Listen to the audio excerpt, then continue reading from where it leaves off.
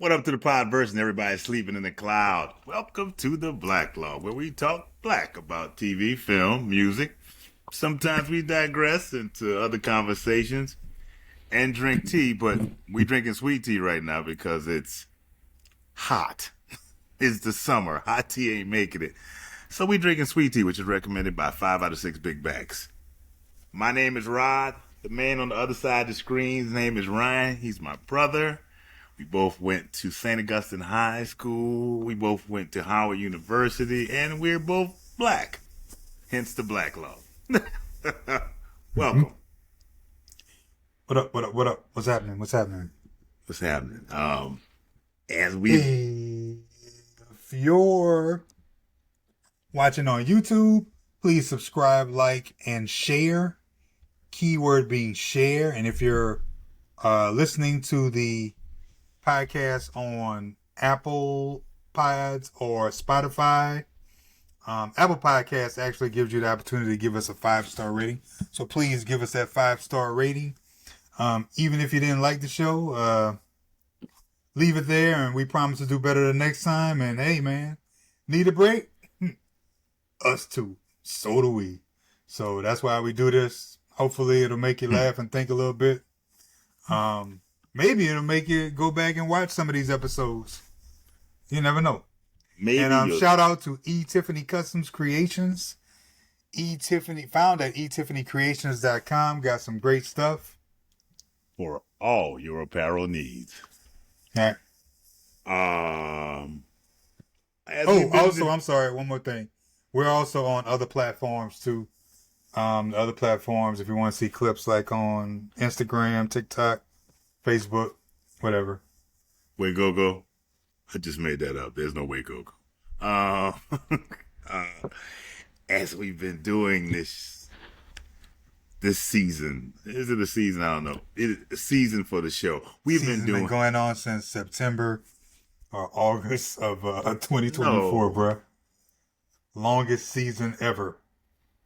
It's the second season. No, I didn't take. Come on, man. No, I'm talking about the Blacklog. I'm not talking about Different World. Oh, okay. We've been doing Different World. They were like season one. We're at season 1 of the Blacklog, like show like 240. No, I think we're at show 45, if I'm correct. We're coming to our anniversary. But let's not get ahead of ourselves. We're talking episode 19, Take This Job and Love It. Written by Yvette Denise Lee. I know Yvette Denise Lee, but Yvette Denise Lee would go on to write for Hanging with Mr. Cooper. Then she would become Yvette Lee Bowser and create a little show called Living Single. She would then go on to create another show called For Your Love. And she had a part in getting the Wayans brothers started. Okay. Helping the Wayans brothers. And she also had a show called Half and Half. It was on the... We're happy and we're singing and we're colored. Ba-da-da-da. Give me a high five.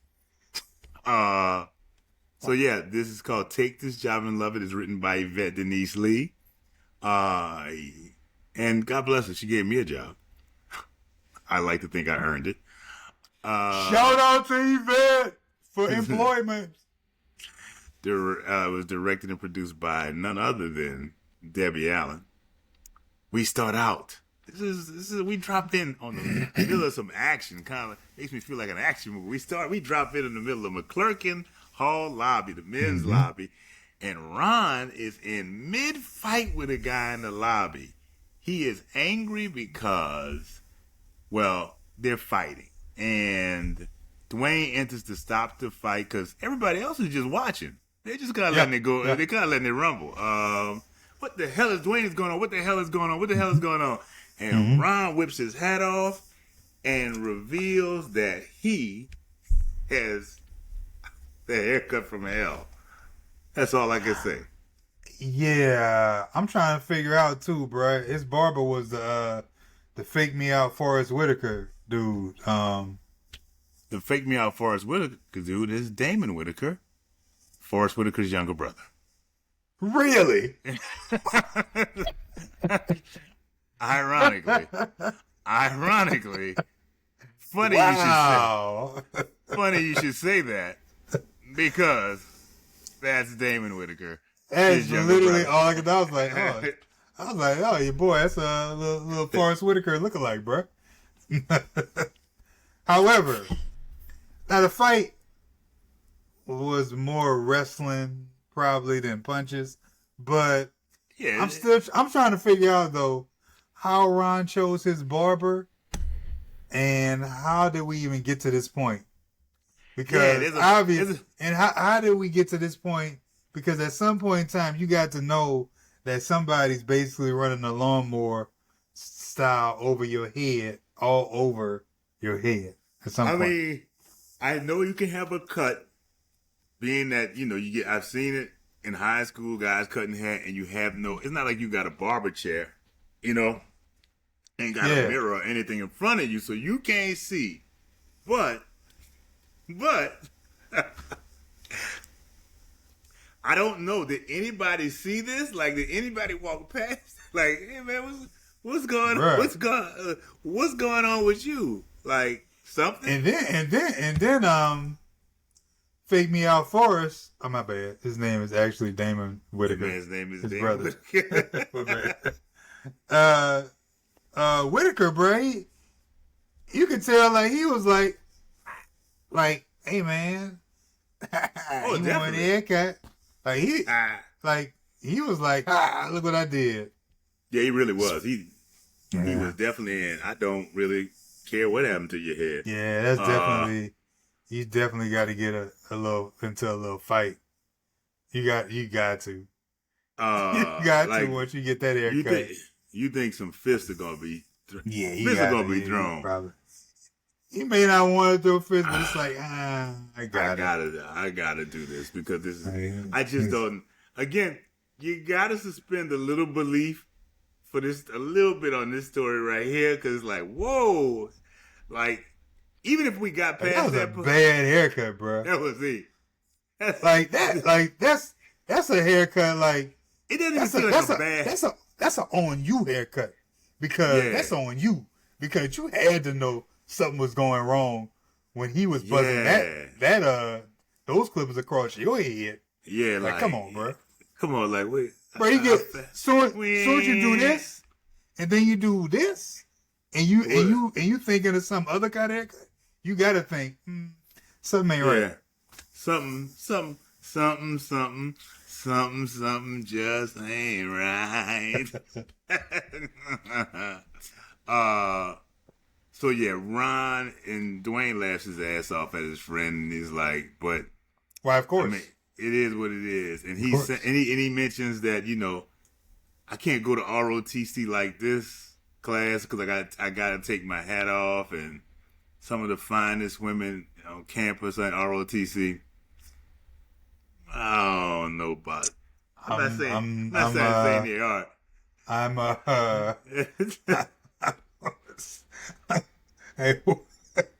staying clear of that. I mean, it was just for him that state, it's like, man, I mean, put it like this. They say. It might be. It's one of them things where you say, they got some women in ROTC class, but kind of like if there's a class that you put it like this: if these are women that he's already seen on on campus, and then was like, you in ROTC? You in ROTC too? Oh, for real? Nah, that's different. Yeah. But I don't think I don't think they're going to ROTC with makeup and all that stuff on. They're not. Not to say that you have to have makeup. No, but still. It's like me and I took human sexuality in the women's annex, and I kind of just popped up on it. I was like, oh, and me, you know who it was? You know who was in that class? You may not know. It's a dude named Derek D. Angeletti, and he is a producer. He was one of the hitmen for Puff. Like he did a lot of the hits for Biggie, like remixes and stuff like Hitman. I was like Hitman. No, not they called him the Hitman or whatever. That was the producing group. And we were in that class together. And I was like, yeah, we always used to laugh. It's like, man, there's some. I didn't expect this many women to be in his. So it's a pleasant surprise. So maybe that's what it is. But we go to the pit, fall straight into some action. Mr. Gaines walking into the pit, followed by Freddie and Whitley in her best Sigma Gamma Rho outfit. Just Mr. Gaines. She has hit his car, and Whitley wants to blame everybody but herself. Wrecked it. You shouldn't have been doing your makeup while you were driving. Shut up. Whitley is just like, and Vernon is ready to go. We need to go get them. Let me see that insurance card. I don't want to hear nothing. Let me see your insurance card. Mr. Gaines, bruh. This is another Mr. Gaines. I would say it's kind of Mr. Gaines centric because they end up in the pit a lot. Yeah. But bruh, Mr. Gaines started just running off prices for all of these items. I'm like, you need to state what happened. You just dropped it. You're not letting the audience. He ran off all of the parts that were wrecked on his car. Let it be known that he wants to do the insurance, and Whitley's like, whatever it is, I'll write a check. Okay, what is it? And what is it? And he starts to run down these pieces. He starts giving the prices, bro, with exact honestly, change. He needs to quit the pit and become an insurance adjuster. Yeah. Because the way he's calling numbers out, I was like, man, that's pretty damn exact. I was like, do you know cars this well? Why are you cooking food? Why are you cooking hamburgers? If you can fix cars like this. I was like, you know the prices on this, that, and the other. And he's running them down, and he says, just cut me a check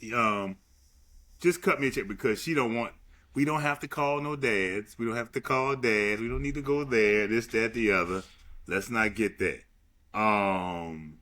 She has a list, and if I'm correct, the price is, he's giving her prices $947. Like, he literally gives her a price, $947. He went through a list of prices, and when I say list, there is no physical list. This list is in his head. Like, he's like, this is going to cost $35.18. I was like, this over here is going to cost $63.22. Like, damn.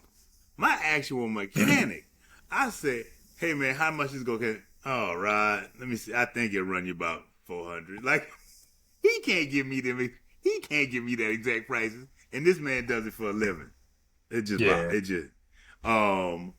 We go to Kim and Whitley's room, and Kim is there, and angry Whitley enters because the bank wouldn't cover her check, a.k.a. is still bouncing into the next county. Is still bouncing into the next county. And Whitley says, I have paid him $650 in cash. All I need to do is get the rest. And she's like, hey, Lorraine Craig is not in work right now because she's sick. You could fill in for her. I don't know who the hell Lorraine Craig is, but it seems that Kim knows. Jaleesa. How long you out sick at the pit? You don't work the 8 hours a day. What are you doing? How sick are you? Do you really need to be coming back to the pit? Yeah, like, are you really that sick? We need to talk. Is this your permanent gig, or are you a student? Oh, yeah, because you're a student. You work, 5 hours a day? I'm pretty sure that the only people who work there are students. I know when I worked at Wendy's, it's like, I worked the evening shift. I put 8 hours in, but come on, man. Like, how much you working? How much you working at the pit? Jaleesa pops in and says that we're having a dorm meeting tonight, talking about bathroom abuse, scattered makeup, pantyhose, and who's leaving the seat up. That means somebody with a penis. I don't really think that's a surprise that Jaleesa, like, who's been leaving the seat up.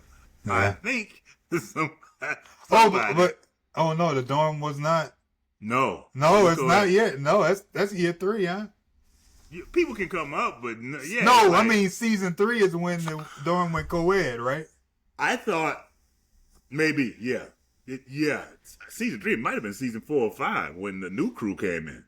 No, it was definitely when Kim and Freddie was still like in the dorm. Like they may have been like juniors or something like that. Okay. Because they brought your boy who you ended up telling me, the big goofy dude who you said was Debbie Allen and Felicia Rashad's brother. Oh yeah. What's his name? I didn't mean to be here. Yeah, I remember. Yeah, her brother. Yeah, way too country, bro. A little bit of Houston in him, man. A little bit of Houston. That was not Houston. Don't blame Houston on that. They're from Houston. Blame you. Huh? He's from Houston. The Allen family. I'm pretty sure that was acting. I know he had to throw that accent. I've never heard someone from. I've never heard someone from Houston talk like that.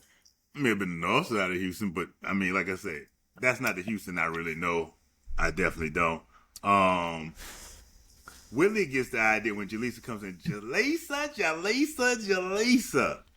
Mm-hmm. Close your eyes. And puts her fur on it, and then she said, "How much mink, bro?" She said, "I just sell a mink."